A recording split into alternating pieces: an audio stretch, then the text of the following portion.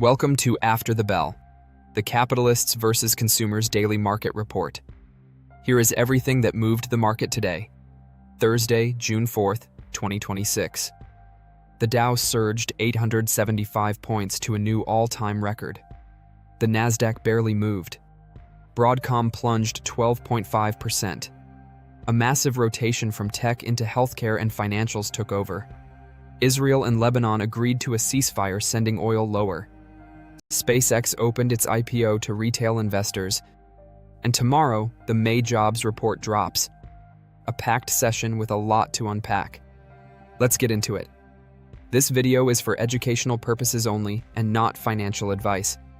Please hit the like button and subscribe so you never miss a daily report. The numbers at the close. Today was one of the most interesting sessions of the year because of what happened underneath the headline numbers. The Dow Jones Industrial Average surged 874 points, or 1.73%, closing at a new all-time record of 51,561. That is an extraordinary single-day move for the Dow. The S&P 500 rose 0.41% to close at 7,584. But the Nasdaq Composite essentially went nowhere, losing 0.09% to close at 26,830. On a day when the Dow gained 1.73% and the S&P 500 gained 0.41%, the Nasdaq barely moved. That divergence tells the entire story of today's session. Technology was the only sector that experienced a meaningful decline. Capital rotated aggressively into healthcare and financials. United Health led the Dow higher, rising more than 5%. JP Morgan Chase climbed 3%. Walmart added nearly 1%. This is one of the clearest examples of sector rotation we have seen all year. When the biggest technology and semiconductor names stumble, the rest of the market, healthcare, financials, consumer staples, industrials, catches a bid. That breadth is actually healthy for the long-term sustainability of this bull market. Broadcom plunges 12.5%. Another guidance story. Last night, Broadcom reported fiscal second quarter earnings after the close, and the results were strong, but the guidance disappointed the most aggressive investors. Broadcom closed Thursday at $418.91, down 12.59%. Trading volume reached 79.9 million shares, about 214% above its three-month average. That level of volume on a down day signals significant institutional selling pressure. Here is the nuance that matters. Broadcom's AI revenue was strong, growing meaningfully year over year. The issue was that the guidance for the AI segment in the second half of 2026 came in below the most optimistic analyst models. In a market where stocks are priced for extraordinary growth, any hint of deceleration, even from already strong levels, gets punished immediately. This is the third major semiconductor company this earnings season to beat current quarter results, but see the stock fall on guidance concerns. We saw it with Nvidia. Stock was flat despite a blowout quarter. We saw it with Palantir. Fell 5% on guidance after record results. Now Broadcom. The market's message is consistent. Great is not good enough at current valuations. You need to be extraordinary and accelerating. CrowdStrike also fell sharply after its earnings last night on similar guidance concerns, dragging the entire cybersecurity sector lower today. The Israel-Lebanon ceasefire. Oil falls, a significant diplomatic development today that got somewhat overshadowed by the Broadcom story. Israel and Lebanon agreed to a ceasefire, and oil prices fell meaningfully on the news.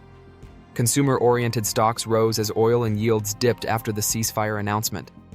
WTI crude fell back toward $93 per barrel during today's session, a meaningful move from yesterday's $96 close. Here is the important distinction. This is an Israel-Lebanon ceasefire, not a US-Iran ceasefire. The Strait of Hormuz is still affected by the Iran conflict, which remains the primary driver of elevated oil prices. But any reduction in regional tension is positive for energy prices and inflation expectations. Lower oil, even partially, relieves pressure on inflation and gives the Federal Reserve more flexibility. SpaceX IPO. Retail investors can now participate. Retail investors are now able to request shares in SpaceX's forthcoming IPO on apps including Robinhood and SoFi by filling out an indication of interest. The IPO is now expected on or around June 12, 2026. The company has initially priced shares at $135 per share, implying a $1.75 trillion valuation. This is significant. Historically, major IPOs were only accessible to institutional investors, large pension funds, hedge funds, and wealthy clients of investment banks during the roadshow period. Retail investors could only buy at the open on IPO day, typically at a significant premium to the offering price. SpaceX opening the indication of interest process to Robinhood and SoFi users democratizes access in a way that aligns with the company's mission of making space accessible. If you are interested in participating, go to Robinhood or SoFi and file an indication of interest before June 12. There is no guarantee you will receive shares. Demand will likely far exceed supply, but it is worth submitting. At $135 per share and a $1.75 trillion valuation, here is the investment thesis. Starlink is a genuinely profitable satellite internet business with millions of subscribers globally. The launch business has government contracts providing reliable recurring revenue. And the long-term optionality, Mars missions, point-to-point travel, military contracts, is unlike anything else in the public market. The risk, $1.75 trillion, is an extraordinary valuation for a company that has not yet been subject to public market scrutiny. The first year as a public company will test whether that valuation holds up under quarterly earnings pressure. The broader market picture. Danger signals worth noting. A few data points that deserve honest acknowledgement today. Deutsche Bank research found that the S&P 500 was up more than 16% over April and May, a magnitude that has only happened in 4 other instances since World War II. The last time the S&P 500 rose like this outside of a recession period was the few months before the 1987 crash.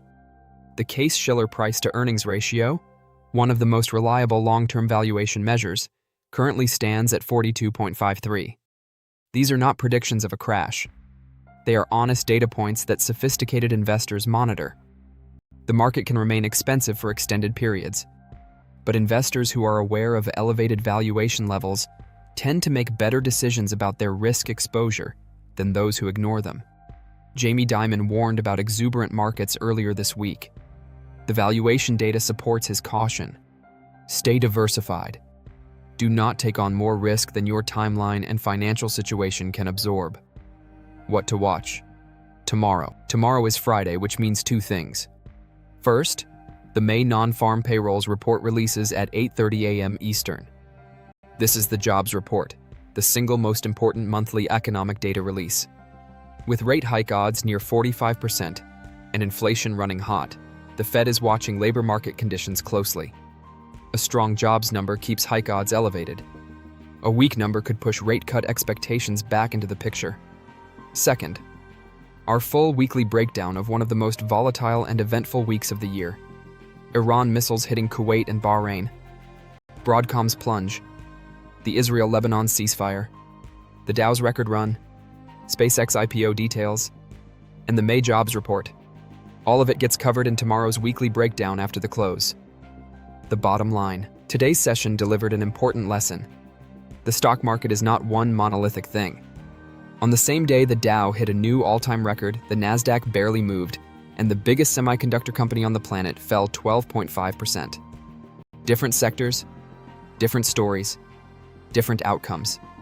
For long-term investors, diversification is not just a nice theory, it is a practical protection. The investors who held only AI and semiconductor stocks today had a rough session.